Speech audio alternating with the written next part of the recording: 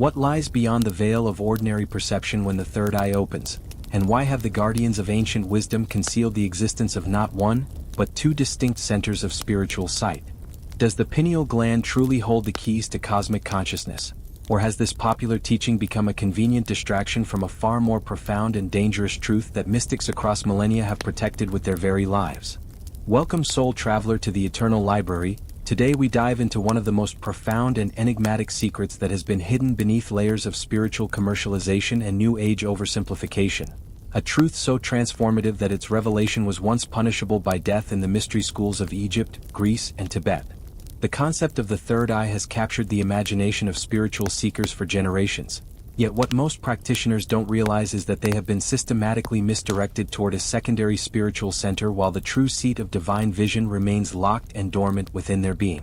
This deliberate misdirection didn't happen by accident, but represents a carefully orchestrated concealment that spans thousands of years, implemented by mystery schools who understood that premature activation of humanity's true third eye could lead to madness, spiritual inflation, or worse, the complete dissolution of the ego structure before the soul was prepared to handle such radical transformation. The ancient Egyptians, who possessed perhaps the most sophisticated understanding of consciousness technology ever developed on this planet, recognized what they called the Jedian, or the stable eye, versus the Ajat, or the awakened eye, two completely different neurological and energetic systems that modern spirituality has conflated into a single, oversimplified concept. Hierophant Amenemheb III, writing in the sacred chambers beneath the Temple of Karnak around 1400 BCE, described in meticulous detail how the common initiates were taught to work with the lesser sight located in the brow, while only the highest adepts were introduced to the greater sight that resided in what he termed the Chamber of None,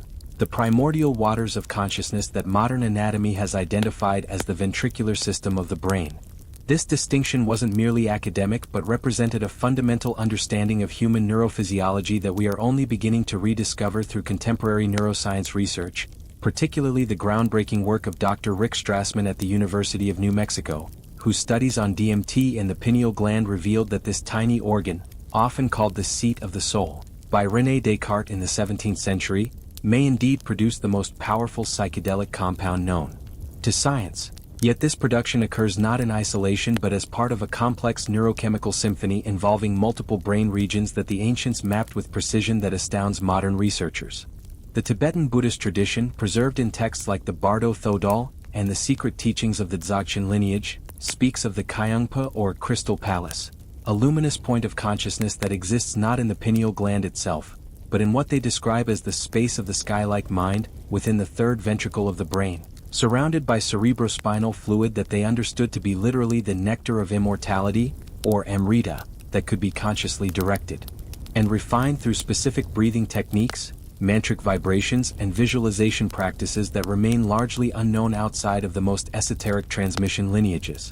Lama Yeshe Dorje, in his commentary on the 6 Yogas of Naropa, written in the 14th century, explicitly warns that students who focus their practice on the forehead center, while neglecting the heart-brain connection, would achieve only temporary psychic abilities while missing entirely the permanent transformation that comes from awakening what he calls the innermost secret eye, a neurological pathway that connects the pineal gland to the pituitary gland, the heart center, and most crucially to a cluster of neurons in the medulla oblongata that modern neuroscience has identified as the reticular activating system, the brain's primary filtering mechanism for consciousness. This ancient understanding finds remarkable parallels in the Hermetic tradition of Alexandria, where the great synthesizer Hermes Trismegistus, whose historical identity remains shrouded in mystery but whose teachings influenced everyone from medieval alchemists to Renaissance mages like Marsilio Ficino and Pico della Mirandola, described in the Corpus Hermeticum, a process he called the opening of the inner sun, whereby the adept learns to activate not just the lunar eye of psychic perception but the solar eye of divine knowing, a distinction that maps precisely onto modern neuroscience's discovery of two distinct visual processing systems in the brain, the ventral stream for object recognition and the dorsal stream for spatial awareness. Yet the Hermetic understanding goes far beyond mere visual processing to describe a complete transformation of consciousness itself. The medieval Islamic mystic Ibn Arabi, known as al-Shaykh al-Akbar, or the Greatest Master, whose influence on both Islamic and Christian mysticism cannot be overstated, wrote extensively in his Fusus al-Hikam about what he called Ayn al-Kalb, or the eye of the heart, which he distinguished clearly from Ain al-Aql, or the eye of the mind, explaining that most spiritual practitioners mistake intellectual understanding or even psychic visions for true spiritual sight, when in reality, the heart possesses its own organ of perception, a teaching that modern cardiology has begun to validate through research showing that the heart contains approximately 40,000 neurons. Essentially a heart brain that processes information independently of the cranial brain and can actually influence consciousness in ways that challenge our materialist understanding of where thoughts and feelings actually originate. The Kabbalistic tradition, preserved in texts like the Zohar, and the teachings of masters like Isaac Luria and Moses Cordovero, describes a similar multi-layered understanding of spiritual vision through their concept of sphirot, where Keter, or the crown, represents the highest level of divine perception, yet this perception doesn't occur in the head at all, but rather through what they call reshimo, the divine sparks that exist within every cell of the human body, activated through specific combinations of Hebrew letters, breathing patterns, and most importantly, ethical purification that prepares the entire nervous system to handle what they describe as Oriya and Saf, the light of the infinite, which would otherwise burn out the unprepared seeker like an electrical circuit receiving too much voltage. The Christian mystic tradition, often overlooked in contemporary spiritual discussions, contains perhaps some of the most precise technical descriptions of this higher form of spiritual vision, particularly in the works of Pseudo-Dionysius the Areopagite, whose influence on medieval Christianity was enormous, and who described in his mystical theology a process of luminous darkness, whereby the seeker learns to see with what he calls the eye of the spirit, which operates through unknowing, rather than knowing, a paradoxical form of perception that mystics like Meister Eckhart and Johannes Thaler would later develop into sophisticated practices of Gelassenheit, or letting go, techniques that modern neuroscience recognizes as methods for temporarily shutting down the brain's default mode network, the neural system responsible for self-referential thinking and the maintenance of ego identity. The Sufi tradition, with its emphasis on fana, or ego dissolution, developed perhaps the most systematic approach to this higher form of spiritual vision through practices like the whirling of the Mevlevi dervishes, which creates specific alterations in brain chemistry and vestibular function that can trigger what they call baka, the subsistence in divine consciousness. Yet as the great Sufi master Ibn al-Farid wrote in his Wine Ode, this experience isn't achieved through the eye of the head, but through what he calls Ain al-Sir, the eye of the secret, located in what modern anatomy would recognize as the area around the fourth ventricle of the brain, where cerebrospinal fluid circulates in patterns that remarkably mirror the spiraling movements of the Sufi dance. The Hindu tradition, particularly as preserved in the tantric texts like the Vijnayan Bhairav Tantra, and the writings of Kashmir Shaivism masters like Abhinavagupta, describes 112 different methods for achieving what they call turiya, the fourth state of consciousness beyond waking, dreaming, and deep sleep. Yet significantly, only a handful of these methods focus on the Ajna chakra, or brow center that most Western practitioners associate with the third eye, while the majority of the practices work with what they call Hridaya, the spiritual heart, or Sahasrara, the crown center, or most intriguingly, Bindu, a point of consciousness that exists not in any physical location but in the space between spaces, the gap between thoughts, breaths, and heartbeats where, according to the tradition, all of creation continuously emerges and dissolves.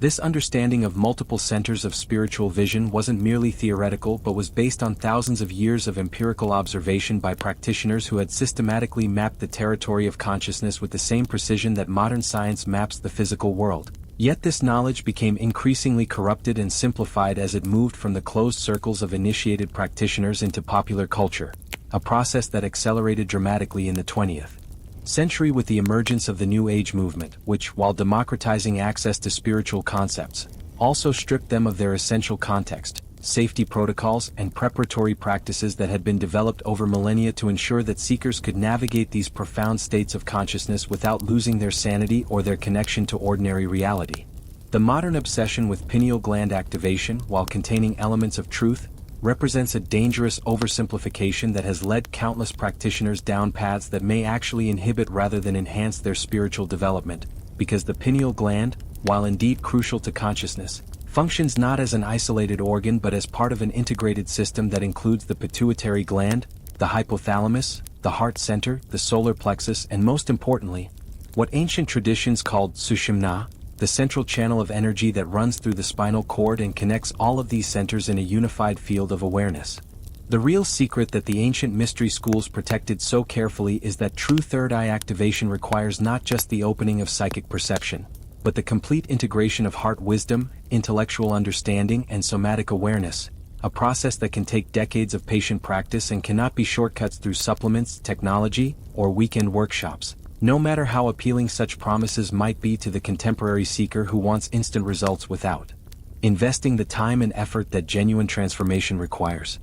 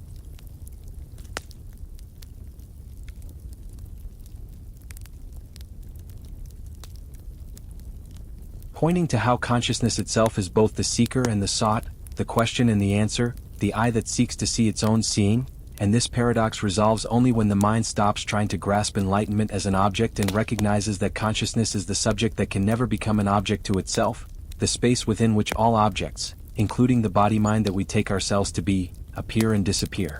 The practical implications of this understanding are profound because they suggest that all the techniques, practices, and methods that spiritual traditions offer are not means to achieve enlightenment but means to remove the obstacles to recognizing what is already fully present. And this recognition completely reframes the spiritual path from a journey of accumulation to a process of subtraction, from gaining special abilities to discovering the ordinary miracle of awareness itself. The Tibetan Dzogchen tradition, considered by many scholars to be the most sophisticated non-dual teaching ever developed, makes this distinction explicitly through what they call Trekcho and Thogal, two phases of practice where Trekcho involves cutting through conceptual elaboration to rest in Rigpa, pure awareness, while Thogal involves spontaneous presence that allows the natural display of awareness to manifest without grasping or rejection, and significantly, neither phase involves any manipulation of energy, any activation of chakras, or any attempt to generate special experiences, because the tradition understands that all such efforts are based on the fundamental misunderstanding that enlightenment is something other than what we already are.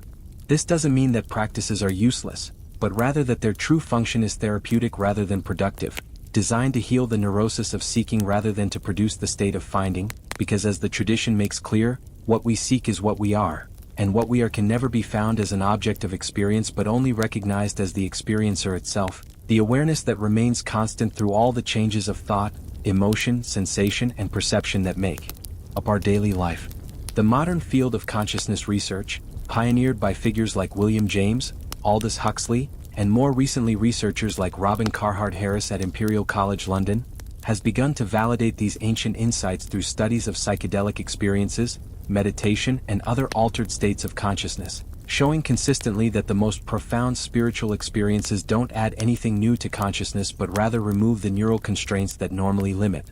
awareness to a narrow bandwidth of experience, like removing filters from a camera to reveal the full spectrum of light that was always there but previously invisible. The default mode network, discovered through functional magnetic resonance imaging studies, appears to be the neurological correlate of what Buddhist psychology calls asmita, or ego identification, the network of brain regions that constantly constructs and maintains our sense of being a separate self. And when this network quiets down through meditation, psychedelics, or other practices, the result isn't the addition of a mystical experience but the subtraction of the barrier that normally keeps consciousness feeling separate from the world it perceives. Dr. Judson Brewer's research at Brown University has shown that accomplished meditators exhibit significantly less default mode network activity even during ordinary daily activities, suggesting that the shift from identification with the separate self to identification with awareness itself can become a permanent neurological trait rather than just a temporary state, which provides scientific support for what mystics have always claimed,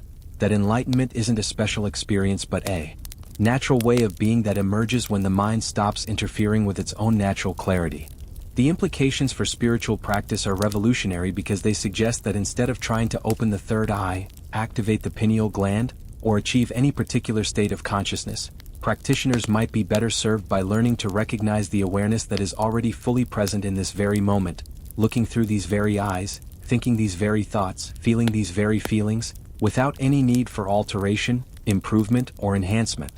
This recognition doesn't require any special knowledge, any particular tradition, or any exotic practices, yet paradoxically, it often requires extensive preparation to overcome the mind's habitual tendency to look elsewhere for what is here, to seek in the future what is available now, to search for the extraordinary while overlooking the ordinary miracle of simple awareness. The great Christian mystic Meister Eckhart captured this paradox perfectly when he wrote, "The eye through which I see God is the same eye through which God sees me. My eye and God's eye are one seeing, one knowing, one love," pointing to the recognition that what we call spiritual vision isn't the development of a new capacity but the recognition of the capacity through which we're already seeing, already knowing, already being conscious in this very moment. This doesn't diminish the value of traditional practices but places them in proper context as methods for removing obstacles rather than creating attainments, as ways of undoing rather than doing, as forms of spiritual hygiene that maintain the clarity of awareness rather than techniques for manufacturing enlightenment.